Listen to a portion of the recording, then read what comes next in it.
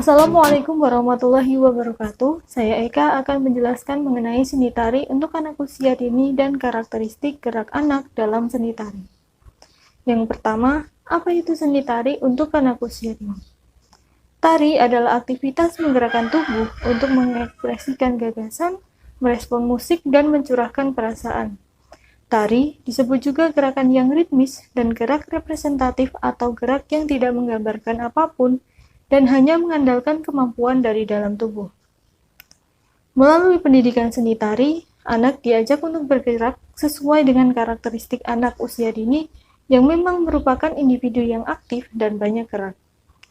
Berikut ini merupakan pendapat ahli tentang pengertian tari. Yang pertama, menurut John Martin, tari adalah pengalaman fisik yang paling elementer dari kehidupan manusia. Artinya, selama manusia hidup, manusia itu selalu bergerak. Landasan dari elemen dasar tari tersebut adalah gerak. Gerak yang ditetapkan dalam pembelajaran harus disesuaikan dengan bentuk yang diungkapkan manusia agar dapat dinikmati dengan rasa. Yang kedua, menurut Susan K. Lanier, tari adalah gerak ekspresi manusia yang indah. Gerakan dapat dinikmati melalui rasa ke dalam penghayatan ritme tertentu. Yang ketiga, menurut Sudarsono, seorang kritikus seni yang mendefinisikan tari sebagai ekspresi jiwa manusia melalui gerakan-gerakan ritmis yang indah. Yang keempat, menurut M. Jazuli, yang menyatakan bahwa tari sebagai alat ekspresi tari mampu menciptakan untaian gerak yang dapat membuat penikmatnya peka terhadap sesuatu yang ada dan terjadi di sekitarnya. Berdasarkan penjelasan ahli di atas, dapat disimpulkan bahwa tari adalah gerakan yang terkait langsung dengan gerakan tubuh. Tubuh merupakan alatnya dan gerak tubuh merupakan medianya. Karakteristik gerak anak dalam seni tari. Karakteristik gerak anak, umumnya mereka melakukan gerakan-gerakan tarian dengan menirukan. Pada umumnya, anak-anak selalu menyukai apa yang pernah mereka lihat. Dari apa yang dilihatnya secara disadari atau tidak disadari dengan spontan, anak akan menirukan gerak-gerak yang sesuai dengan apa yang pernah dilihatnya. Karakteristik gerak anak dapat dilihat dari perkembangannya. Perkembangan anak umumnya dapat melakukan kegiatan-kegiatan bergerak sebagai berikut ini. Yang pertama, menirukan. Karena dalam bermain, anak pada dasarnya senang menirukan sesuatu yang dilihatnya. Yang kedua, manipulasi. Anak-anak secara spontan melakukan gerakan berdasarkan objek yang diamatinya sesuai dengan keinginan melalui gerakan-gerakan yang disenanginya. Yang ketiga, yaitu gerak bersahaja. Maksudnya, dalam melakukan gerak anak melakukan gerak dengan sederhana, tanpa dibuat-buat dan apa adanya. Bentuk gerakan tari yang sesuai dengan karakteristik anak ialah gerakan yang sederhana dan tidak terlalu sulit, lincah, cepat, dan dapat mengekspresikan kegembiraannya. Mengingat pada dasarnya imajinasi dan kreativitas anak usia dini sangat baik.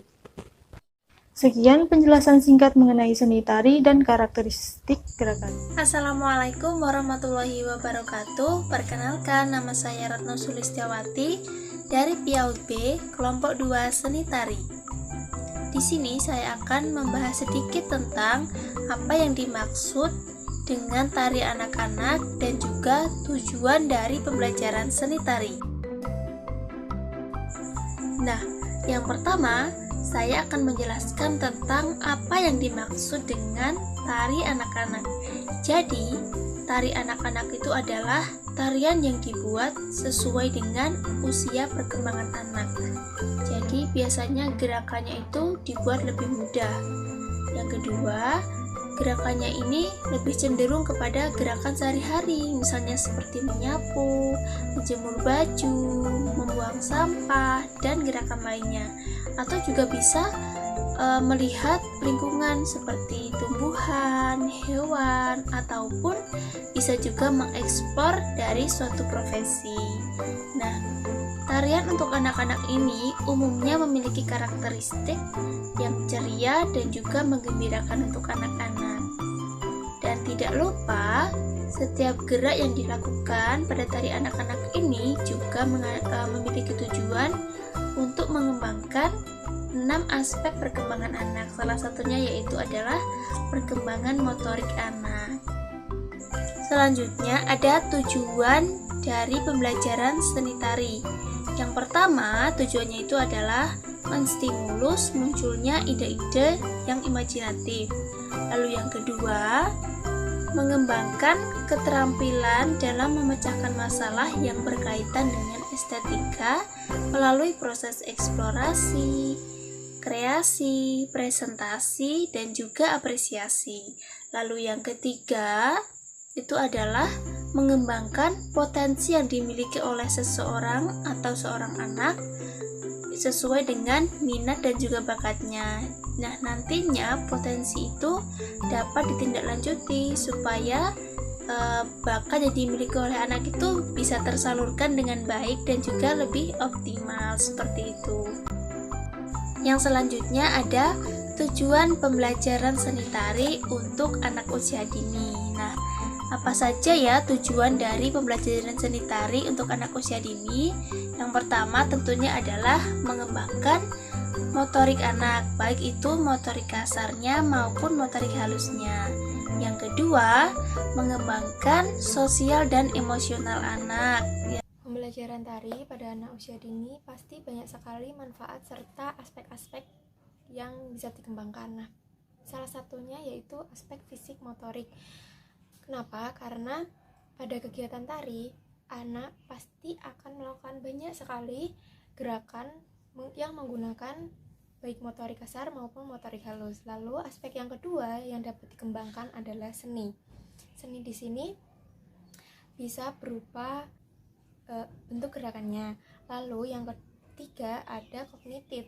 Kognitif ini adalah seperti bagaimana anak usia dini menghafal gerakan serta dapat mengikuti kegiatan tari dari awal sampai akhir dengan benar dan sesuai urutan. Lalu ada bahasa dan yang terakhir ada sosial emosional. Berikut ini adalah contoh dari gerak motorik pada pembelajaran seni tari yang bisa saya contohkan secara langsung, yaitu seperti ini. Mengepakkan kedua tangan seperti mengikuti gerakan burung ataupun kupu-kupu. Lalu menoleh kiri dan menoleh kanan. Lalu bisa saja melompat seperti kodok atau kelinci, seperti itu. Saya akan menjawab pertanyaan nomor 7, bagian A dan B. Bagian A yakni continuity atau bersifat kontinu. Dalam seni tari, kontinu ini adalah gerakan sederhana yang mana semakin meningkat ke gerakan yang lebih kompleks bagi anak usia dini. Yang kedua, bagian B yakni uniform sequence. Uniform sequence adalah memiliki pola tahanan yang sama. Setiap anak memiliki pola tahapan yang sama, walaupun tiap anak itu memiliki kecepatan yang berbeda-beda menuju tahapan yang sama tersebut dalam seni tari. Sekian. Oke, saya akan melanjutkan nomor 7 poin C, yaitu maturity. Maturity adalah perkembangan motorik yang dipengaruhi oleh sel saraf. Sel saraf ini ada sejak anak lahir, akan tetapi akan terus berkembang mengikuti usianya, dan jangan lupa untuk selalu diberi stimulus. Oke, yang nomor 8 adalah fungsi iringan tari. Yang pertama itu adalah pengawal tarian. Yang kedua, pendukung suasana tari. Yang ketiga, mengatur dan memberi tanda efek gerakan. Yang keempat, mengendali dan memberi tanda perubahan bentuk gerak. Jadi dia akan memberikan tanda atau pengendali bahwa dalam tarian itu memiliki perubahan bentuk gerak. Yang selanjutnya mendukung jalannya pertunjukan. Yang terakhir ada mempertegas ekspresi gerakan. Jadi setiap ketukan tari akan memberikan pengaruh mempertegas gerakan tersebut. Sekian dari saya, terima kasih. Pembelajaran seni tari untuk anak usia dini pasti memiliki perbedaan dalam pengajarannya. Nah, pemilihan strategi pembelajaran harus berorientasi pada tujuan pembelajaran yang akan dicapai. Nah, selain itu juga harus memperhatikan dari jenis materi yang akan disampaikan. Lalu ada karakter peserta didik pasti berbeda-beda. Dalam sekolah anak berkebutuhan khusus pasti ada anak yang tunarungu atau tunawicara seperti itu. Lalu serta situasi dan kondisi saat proses pembelajaran berlangsung. Nah, guru pun juga harus memberikan strategi dengan melihat pada keterbatasan siswa melalui metode demonstrasi. Nah, metode demonstrasi yang dibawakan ini tidak sama seperti metode demonstrasi pada anak yang normal. Jadi guru harus sabar dan telaten dalam mengajarkan tari untuk anak berkebutuhan khusus. Lalu juga dibutuhkan pendekatan agar pembelajaran seni tari pada anak berkebutuhan khusus dapat tercapai. Lalu yang kedua ada metode yang diberikan pada anak. Metode tari yang diberikan pada anak. Metodenya ada dua, bercerita dan bercakap-cakap.